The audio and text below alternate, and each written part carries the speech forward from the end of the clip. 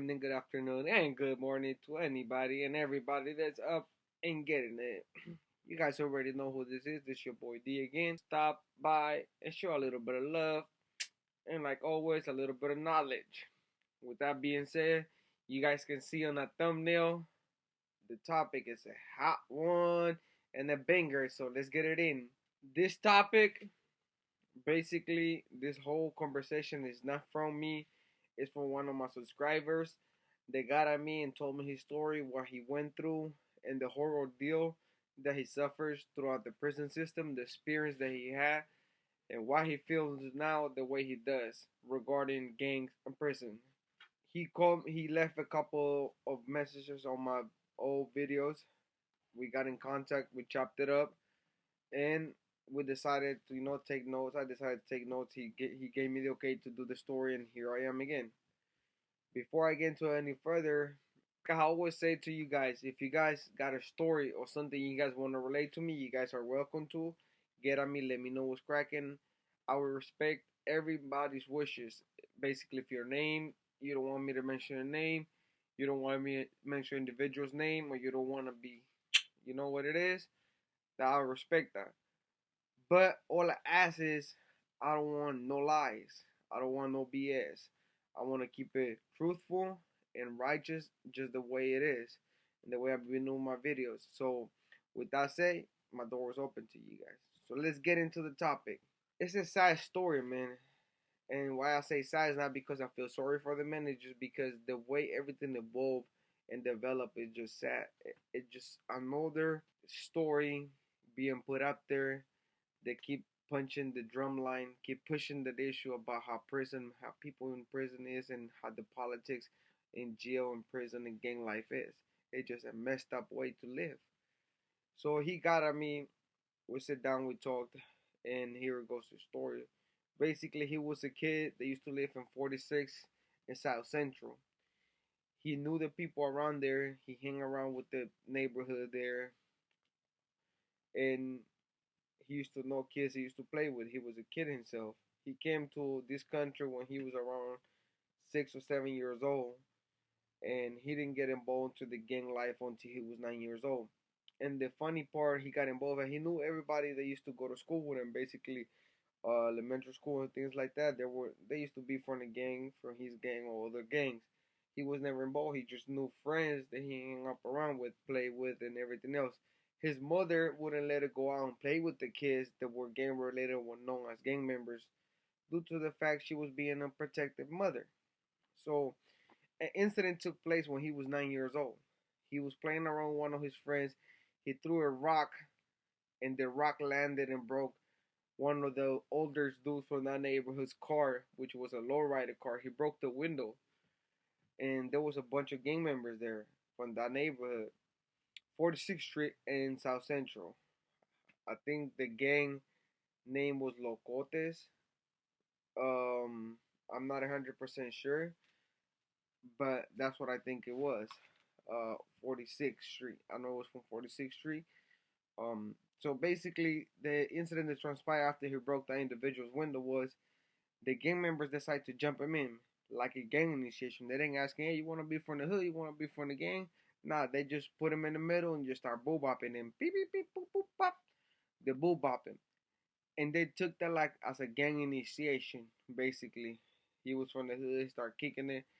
I don't know if in his mind he decided it was okay. He was from 46th Street in South Central. The barrio was Tokers, basically. So when everything transpired, he got jumped by these individuals. That was like his gang initiation, 1998. Um, and the kid basically took it like he was from the hood. They told him, "Oh, this you want to be a little badass, breaking windows and shit like that. We finna put you on." So he started hanging around with some of his friends that were actually from the neighborhood. His mom didn't like it. Next thing you know, he's hanging around with this kid, going to school, getting into fights, getting into trouble, doing what regular gang members do. His name came about, I guess his mother blessed him. His name was Casper, and it went from there. After the gang initiation took place, he started being with the business. You know how when you're young, dumb, and full of stupid ideas, that's what you do. You start gangbanging to the fullest, trying to be the baddest of the baddest. and that's what he was doing. He started catching juvenile cases, start going to juvenile, gangbanging his neighborhood, getting into fights with enemies, doing regular activities that consist of fighting, gangbanging, hitting people up in juvenile.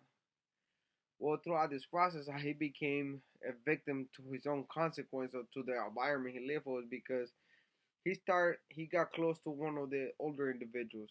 He was the so-called shot caller from that barrio. And I'm gonna say his name was JD, John Doe.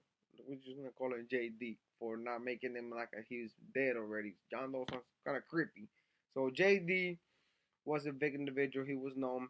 He was known for being a heater and everything like that. So he took a liking to this kid. They start hanging out, start doing what they do. Next thing you know, they start doing cases together. They start cases together. Before he turns 18, they got a case together which consists of a gun possession. But the JD goes to jail before this dude goes. Now, in the course of them fucking messing around with each other, being friends and everything, it came to a point where they didn't agree on certain things and they got it in. They took a fade. And things start basically going a little wary. They start going to separate ways. He started hanging around with people his age. The older dude was basically trying to push a line into him. He goes to jail for a different case. What people didn't know at that time was that JD was an informant. He was cooperating with the police. He was helping the police. He had already turned a couple of the hitters from his neighborhood into the police. So when he goes to jail, he goes to the um, lower, how want to call it, low security county, basically like the low levels. He goes to the worker spot, so he's in the worker spot. He's doing his done thing. This kid is still juvenile. Then he gets transferred. Basically, he gets into a violation. He goes to county jail. I guess LA, and I'm speaking just on the perspective of what I know of county jail, LA County Jail, what I've been told and what it is in certain parts. I haven't been to county jail myself, LA especially. I haven't been locked up on another county, so I cannot speak. Oh, I've been there. This is how it is. I'm just going off based on what people have told me and what I have seen throughout documentaries of the way county jail is in LA. Okay, so he goes over there, and I guess they decide to send him to the county jail with Mans. Mind you, he's 17. He's not even 18 yet. He's like a couple weeks off, but he's still not 18. To some counties, some states, that's illegal. But hey, it's LA, right? He goes there. His homeboy that he had that beef with, JD, hears that he's over there because his name had been ringing on the street. Plus, his name was ringing in the county. Um, So they instantly hit him up. I guess he was an older dude, so they instantly hit him up. Hey, you got a homeboy so and so call over here. It was cracking. He said, okay. This kid lines on the dorm living with homies, Southsiders, and other races, basically, right? Well, this JD individual got it on his head because he was doing some messed up stuff, telling on people. The kid didn't know that this individual had basically sold them out. That he was telling on him. He was snitching on him. He didn't know that at that moment when he went to the county. He only knew that he was in the county. So the individual, um, Casper goes to jail. He gets there and everything, right? Now he's going to jail. The homie's asking for his paper. He doesn't have it at that time, but it is what it is, and things transpire. So Casper goes to jail, and he's in there. They're asking for his paperwork. See what it is. Sometimes they just give you your charges. They don't actually give you any affidavits or police report. They just give you your natural charges. At least in our county, that's what they do. They only give you what your charges are. And once you show that to the homies, they know it's not a 290 or the 200 penal code. You guys know what I'm talking about. The middle prison, but there are cases or funny cases. You actually be left alone when you start programming unless somebody for your neighborhood comes up and got something on you, and then that's when the investigation took place. Well, in this case, that transpires. They did the individual that was there, basically working the dorm, hears that his homeboy is there. His mind and his guilty conscience start tripping on him. The individual goes on a rampage like, this dude's gonna see me what I'm doing. He's gonna tell the homies. He don't know what transpired.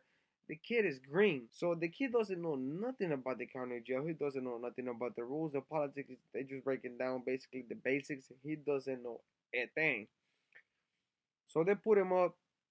He's almost shoots the kites up there to the homies where he's at on the dorm. I believe he said he was at East Max, that like the lower levels. I don't know if that's correct. Like I said, I haven't been to LA County Jail, so please do not hang me or shoot me for misinformation or misconception. I'm just passing along the story. So basically, what transpires is the dude sends a kite or verbal to the homies over there, like, "Hey, that fool snitching on me." He starts muttering them up. Unfortunately for that kid, for Casper, this dude has been to county a few times. He knows a couple homies, and they start spreading the rumor that this kid's a snitch, that he's telling on him.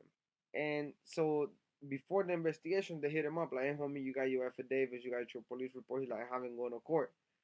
Now, I will say this: I don't know if the way it was explained to me, that's how it really works now or how it worked back then. But it was explained to me that basically, until you go to court to your first hearing, they don't really give you more than your charges. They don't give you affidavit, police report. So this kid didn't have nothing, and he had 30. He had to wait literally a month, 30 days, for him to go to court and see his lawyer asking for all the paperwork. Well, what transpired next is what really got me angry and it broke my heart at the same time. His homeboy smut him up. This dude decides to do an investigation, so they come to the conclusion, well, if this fool's a rat, we're gonna test these huevos. We're gonna see how long they hang. We're gonna beat this kid up every week. We're gonna DP him every week until he provide us with some paperwork, or until he rolls it up. One of them two. That's a messed up predicament to be on, man. That's just a messed up predicament. You here, Green, almost 18 years old, turned 18 years old in the county, and now you gotta get boob up because the dude that's actually telling on you sends the kite saying that you're the one that's telling. So this kid find himself in this predicament. They pull a 3-on-1 on him. They boob up. He doesn't roll it up. He doesn't check in. The heart and probably maybe the pride and the anger on this kid. He's young, dumb. He's like, nah, I'm not doing it.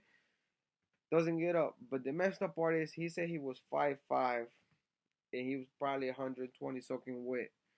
And they were putting big dudes, vicious dudes, 180, 200 pounds. He said they were mollywopping his ass. I mean, they were boo-bopping him, 3-on-1. He said this went on for at least 4 weeks to 3 weeks. Every week, either on Wednesday or on Thursday, he was getting his ass handled to him. And he would fight back. He said it got to the point where one time the Huda was doing count, and he said over there, there's like bunks. He told me that you had to put your wristband out there for them to see you, and you had to move like a little Bear County, and the Huda keeps on pushing. The Huda, I guess, got a gut feeling or something and wanted to see his face. So he told him, like, "Hey, lift up your face." He was like, I guess, on the mattress, like laid down, facing with his face buried, and then he just pulled out his wristband and was like, "Here I am." Well, the Huda was not having that. "Let me see your face." He's like, "Man, I'm good. Keep on pushing." He's like, "Let me see your face." He's like, so he finally gives up because the Huda told him, "If you don't show me your face, we're gonna go in there and search the whole dang area." So the homies don't like that. And one of the homies is underneath him. He goes, "Hey, man, mostrale tu cara. Show your face." Show him his face. The Huda goes, "What the?" And he's like, "What happened to you, man?" He's like, "I fell." He's like, "What do you mean you fell?" So his both of his eyes are closed from this. They just had mollywopped this kid before the police did his count, maybe probably a couple minutes ago. So he jumped on his bunk after he getting mollywopped. He jumped on his bunk and he was just trying to let the pain right off him because he said he was hurting. I mean, they have beat the out of him, and he was just trying to get some rest, catch his breath, because maybe it was gonna continue the same day or maybe something worse could transpire, but he didn't want to leave. His pride wouldn't let him go. Maybe some people would say he's dumb. He should have left. They don't have no loyalty. Yeah, but when you're a kid and you have that much of an anger build up and you know you're not wrong, you want to prove to people you're not wrong, we do stupid things. Young kids mentality would do stupid things. Believe me, I've been there in those situations and done that. Probably haven't got mollywopped that bad, But I've been in positions where I'm like, I'm right. I know I'm right. I'm not wrong. So I'm not leaving. F that. So he decides, he's like, the Huda is asking if it needs medical attention. Like, Chalice, I don't need medical attention. He said the homies in the area, in the bunk area, a couple homies start telling, hey, fool, vete, go, leave. Then, next thing you know, he said, oh, the homies are like, hey, fool, roll it up, go, the homie, we don't trying to be dealing with this. He's like, F that, we're not trying to be dealing with none of this. If this Huda come in here and start searching, so I guess they had contraband or whatever they had, but they were trying to get him out of there. He refused medical. He refused everything. So they don't get him out of there. So they're mad. So they start whooping his ass again. They molly whopped him again. He said he goes to court the very next day, eyes closed, looking like a straight raccoon, purple bags, his whole face swallowed up. His lawyer, he had a black lady attorney. He said that when she saw him, she was like, "Oh my God, what happened to you?" He said that the first thing that came out of his mouth was like, "I need my paperwork. I need my paperwork. I need you to give me the police report, everything." She instantly probably figure out like this kid is getting his ass handled to him. They're beating his ass because he doesn't have no type of way or no type of position or paperwork to show that he didn't do nothing wrong. That he's not probably doing. He don't got file charges or whatever. It came to his mouth. She to her mind, so instantly she shoot him the paperwork, police report, and everything. He gets it. He goes back to the pulpit after the court. The judge asked him if he was okay. He was like, "I'm good." So he's rushing it back to the pulpit. He start reading his paperwork. La la la. He said, lucky for him, there happened to be a Mac rep for the building or for the county where he was at, those stairs, somebody from Pacas, Oimas. So the homie from Pacas, they had just came in when he was out on the court getting his charges read. He was like, what happened to you, homie? So he breaks it down with situation. Look, this fool smuggled me up through a guy out there. Here's my paper. I'm not telling him, I'm not right. I didn't roll it up, homie. My heart is the courthouse right here. La la la. So he's playing the situation. He said the homie from Paca was belittled. He was hot. This dude was angry. He was like, "Who did this? Who put hands on you? Who sent this? We la la la la." He started questioning this kid. He gave him as much information again. This fool was pissed off. He said, "Look, homito, don't trip. I got you. Don't even worry about this. I'ma handle that. I'ma take this paperwork. I'ma run by your tier. Don't trip, homie. I got you. It's done. Nobody's gonna touch you now." He said somehow he felt relief at that moment because he felt like he wasn't gonna get whooped again. And I don't laugh because it's funny, but it's just that you don't know how relief sometimes we feel when a certain things is we've been done wrong and it's gonna get corrected to right. And it sometimes doesn't happen often. Sometimes it's just you're wrong, and that's it. Ya estuvo, ahí está allí, tu correo se acabó. You don't know nothing. But he said he felt good because the homie actually believed him. Plus, the PW that he showed, the black and white, backed him up. So the homies go back. He said he goes back to the tier. The homies start doing his thing. He starts shooting kites out to the different tiers and sections. Do not touch this kid. Whoever touch this kid is getting hard candy on there. He's getting boo bop. That we're doing a molly whopping style. We getting him off. And he start touching everybody that had touched him before. They start getting DP for them believing and going along with somebody that didn't have paperwork to show, didn't have enough hard copies to prove that the kid was a rat. They just went along because either they like him, he was doing maybe a paro, maybe bringing some drogas, some cargas, some scante. You know how that goes. Favoritism or selective politism, as we call it, selective politicking. You know that goes around favoritism, selective politism. It goes on and on many times. So this kid said he finally gets clear. He's in the county. He's doing good. They hit him up. He gets a couple years. He gets into prison. The other dude gets beat up on, and that was it. But he cleared his name and everything. While he was there, there happened to be a known legend there, or we're gonna say X Factor. Out of respect for him, he asked me not to indulge too many details, so I respect that. So he said there was an X Factor there, an individual that had the willpower and the power enough to clear his name. He gets cleared by this individual. This individual shoot him his name. He goes, look, homito, if you ever hit the pinta, here goes the information. Here goes who you need to contact. Give this to the person when they're asking you anything. You're good. You dale, ponle gas. Go to prison, do your time. Be chill. He gets sentenced to 16 months, I believe he said. They send him to prison. He goes to reception and Wasco, nothing happens to him. Everything is smooth. Well, he gets to Centinela. Now, Centinela used to be a gladiator school back in the day, so that's at least what I was taught. He gets to Centinela, and he said that's when things went a little bit sideways. There was a couple of homies from his area there. They knew the individual he was messing with. But the thing is, I guess when he was in the county, he came close to the X Factor dude, and he was given the okay because before he got busted, I guess the dude had a little juice enough to be running his barrio. He was running his barrio. He was running the renta and the whole ordeal. Well, X Factor tell him don't trip, continue doing you, go over there. He gets to Centinela, and that issue comes up. So the homie goes like, "Hey, homie, I already cleared it. I got cleared by so and so. Here's the info. Do your diligence." He said he thought everything was gonna be smooth and everything was gonna be proper done and nothing. Chales, homie. Chales, not happening. So what transpired there when he was in Centinela, I guess they were like, "Hey, homie, check it out. We got the palabra that this situation is not what it is. So either we're gonna send you to the back or what's gonna be the next thing what you're gonna do because eventually something gotta be done." So he's like confused and he doesn't know what transpires, so he's trying to figure out what he's gonna do. He's in the Tanela yard. Like I said, the kid was green. He didn't know what was going on. He didn't know what was transpiring. So he had to basically do what he had to do. So once he gets to Centinela, I guess there was a guy there from Florencia that knew his homeboy. So he was in the mesa. So he started questioning the old boy, like, "Hey, what's happening? What's going on?" He taking him being green as he is. Like I said, he was green. He didn't know nothing about prison politics or what it went down.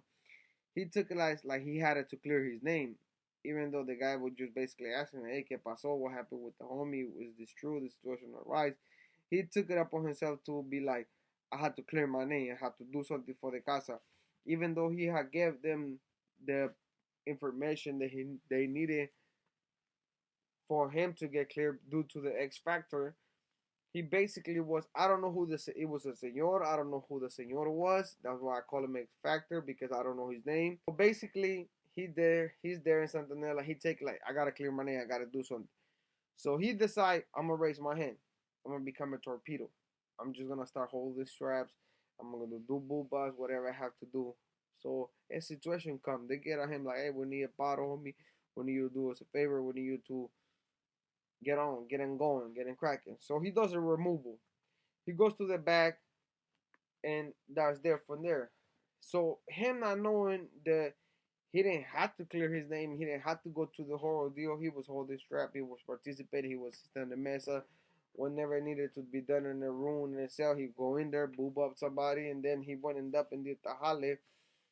He put himself in a predicament where he didn't have no choice but to become an asset to them, to the mesa, until he was no needed anymore. Until he started saying no, he became a liability. Well, with the whole ordeal, he was in Santanella. He did that thing, and this one the situation gets more worse than you guys think. He's a Honduran guy, and you guys gotta remember this. When Hondurans, Salvadorians, or Guatemalans get deported, and they're not either from 18th Street or MS, they go through the mud over there. Their homies, their homies from 18 and homies from La Mara, they pull them through the dirt. I mean, they run them through the mud because they feel like, "Oh no, homie, you coming to our motherland and you banging a different mother. What the hell is this?" So he does his time, 60 more months plus the time he caught by doing the pegal. He gets deported to Honduras. Now Honduras, he lands there. He don't know nothing about that country. He came to United States when he was a kid. So he's go back to the motherland. His face is tattooed. He got tattoos of el barrio that don't either represent MS or 18. And he instantly knows like, fuck, I'm literally done. He lands in Tegucigalpa. Instantly in Tegucigalpa, police pulled him over. They're like, "Oh, you think you're a Cholito? Think, remember, come here." So they take him to the police station. This one thing starts to turn to a messed up ordeal. They tax him. They tell him, hey, you got to give us some money for in order for us to let you go home, and that's it. He don't have no money. He just got been deported from the over here in the United States to the motherland, to a country he barely knew. He doesn't remember much, so he's like, fuck. He calls somebody to help him out, one of his family members. They help him out. He gets situated to Honduras. Then he goes to where he's from, which it happened to be run by the 18th Street dudes. So he gets there. He's around the area. The street dudes push on him. Hey, homie, what's up, homie? Where you from? What you bang? He tells them like, hey, look, check it out. I'm from a gang in LA.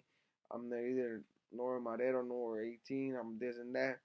Well, they're not trying to hear that. They're not fucking with old boy. So you know what they do? They trying to get extorting money from him, boob up at him, in situations like that. Well, as things starts to escalate, he figures, man, what the hell I'm gonna do? He can come back to the country for the next 10 years because he's being deported. If he come back to the country, then he's looking at some federal time. He's not trying to do that. So they start taxing him over there. He start going through the ordeal over there. He start getting into fights. He start getting jumped, and the whole deal. He start meeting people from his family. He goes to a family function where he gets into with individuals, and that's when things get a little worse because he gets into with them dudes. I'm not 100%. He got into his cousin. Either was from 18 or La Mara, one of the two barrios, and his cousin like introduced him to a Jaina, but it has something to do with those situations. The part is that he got it worse was it was Honduras. He lost his life. He lost his, I mean, not his life as he's dead now, but he lost his life in America over an individual in Nevada that betrayed him, that didn't want him there. So he stayed there for 10 years. He come back to the United States. He had to cross the border, do all of that. He gets here to the United States. So now he got a decision to be made. He got tattoos on his face. He got all of this. So he started thinking, man, what I'm going to do? Would I go back to the neighborhood? Would they accept me? Or would I just do my own? Well, the smartest thing he does is to say, Charles, I'm done. I went through hell behind somebody that didn't care for me. They're trying to smoke me out, trying to get me hurt. Why would I go back to a neighbor? So he decides to start doing his life, which he's doing now. He's doing his own life. He's focusing on work. He's focusing on his family. And the moral of the story is this. And this is what I've been pushing for you guys. This is what I just said on my life when I was under. We so invested in our neighborhood and our homies that we start giving it our all. We in there, day in, day out, game banging, putting in the work, doing the dirty, the grimy. And what we get back out of it? Individual got a whooping for almost a month. That was his thank you note from his neighborhood and from the SUR program, from the homies program. That was his thank you note. He got booed up by three bigger individuals than him, an 18-year-old kid that did not take pity on him, that did not say, man, he's a morrito, let's give him a pass until we investigate, until the PW get here. They were like, nah. They were like, they smell of blood and they were in the whole ocean and shark just attacked. They were like sharks. They started beating his ass with no remorse. Every week. Imagine having to stand up to three big ass dudes, twice your size, twice your hands, twice your age, more educated than you, at least in the prison politics, and having them whooping your ass every week, every single week. They're whooping your ass for at least 13 seconds. If it was 13 seconds, sometimes they go longer than that. If it was 13 seconds, that's 13 seconds, but three individuals feels long. And you having to go to court and your family having to see you with black eyes here, black eyes there, lumps here, lumps there. That's the thank you he got from his barrio. That's the thank you he got from his homeboys. That's the thank you he got from the homies. The SUR program, the programa sureño. That's the thank you he got. And that's what I've been telling you guys. People get mad because I say names sometimes in my videos of these so-called legends. But let's ask ourselves this. What they done for us. What they done for the community. What they have done for people in general. The raza, as they call it. They have done nothing but belittle them, butcher them, use them, abuse them, and then give them a slap in the face and fuck off. That's what they had done year in and year out, month in and month out. And we seen it through all these videos. The people on YouTube, the press, the news that we see, inmate stabbing so and so prison, inmate almost dying, so and so riot, inmate almost murdered because of this and this. Is this what you guys want to be doing? And then these so-called actors get on my life or something to get on my comment, be like, you fucking peseto, you West, this, SK, MK, all of this nonsense bull crap. This is what we get. This is the thank you this individual got. This kid, he was 18 years old, wasn't green. He wasn't hip to nothing, to none of this political game. He was green. But then I took the time to say, you know what, homito, cáele, te vamos a enseñar cómo hacer las cosas. We're going to teach you how to do things so you don't mess up. Nah, they still say, come here, compadre, you got a chaqueta, we're going to whoop your ass. And that's what these individuals do because they follow orders of individuals that haven't been through the system and they just went when they were a bunch of bullies and they got theirs in and now they're so-called big macho shot callers, big homies, big carnales. And I'm not saying it to disrespect no organization, nothing, but you guys gotta look at it, man. You guys gotta open your eyes. This so-called active, like, I'ma die from eyes. But at the end, they start plucking holes in you. You wanna start thinking about situation. Why should we let it get to the point where you have 15, 20 holes on your body? Some people are gonna say, well, you shouldn't do messed up shit. You shouldn't fuck up in the program. Sometimes you don't have to do that. Let's say you just doing your time and they come and ask you for a bottle. You got 30 days to the house. They come and ask you for something. Are you gonna do it? If you don't do it, you're damn a coward. And then the next day you're getting hit. They're gonna say, oh, don't worry about it. Go ahead, go home. We love you, camarada. You come to yard, they're booking you. Oh, you don't want to come out to yard? Okay, they're sending the shooters to yourself. I seen it happen. It's been done. That's why I push this issue, and that's why I push this message. Stop gang banging and stop picking up the gun and stop claiming a neighborhood that doesn't love you. You know who loves you? Your family member, your mama, your daddy, your cousin, your prima, your hermana, your jaina. Those are the people that actually care because they're telling you what you're doing is wrong. So listen to them, man. Do not waste your time and do not waste your life behind trying to be something that you probably will never be or trying to look up to individuals that don't look up to you, that don't care about you, trying to impress the big homies.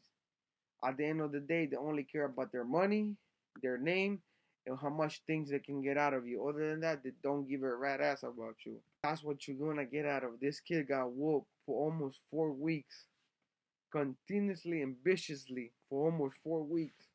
Then he got sent to his motherland, which he haven't been in Honduras. Then he went through the vicious gangs over there, waited 10 years, came home, and he had to start a whole relationship with his kids again because when he went in, he had a kid and he haven't seen them for 10 years. So he had to start trying to build and learn how to be a dad and be a family member and be a good man to society.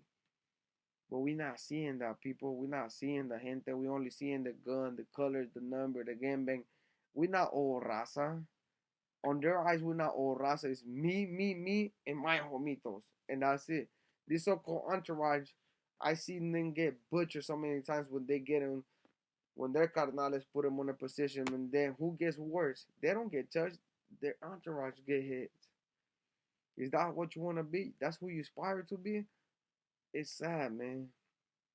And I tell this story because I told my subscribers and I tell them thank you guys for telling me. I hope I did you proud and I did you good by telling your story. If I miss anything or misspoken, dispensa homie.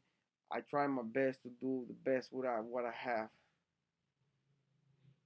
So with everything that's being said and done, youngsters, kids, focus in school, game bank them books, pick up them books, be something, be a lawyer, a nurse, an advocate, help your familia. That's what you love because your mother loves you, your dad loves you, your sister loves you, your jainita loves you. They don't want to go see you on the stand, hug you, and spend 3 hours or 4 hours, 5 hours in visiting, eating honey buns and a bunch of sugar and sodas. Where you can go to the streets and take them out to eat to Olive Garden, Outback Steak, Sizzlers. That fancy shit. Well, not, if you don't want to do a fancy, take them to a taco. Fuck you. Let's take it to a taqueria. They love tacos anyways. Everybody loves tacos. Or let's take it to a pupuseria in Salvadorian. If you're Salvadorian, let's take it to a Rita Pupusa, homie. But I bet you they will be grateful to have you in their life and outside with them where they can give you a big hug, especially in these holidays. With that said, gente, wake up, rise up, see the future, open up your eyes.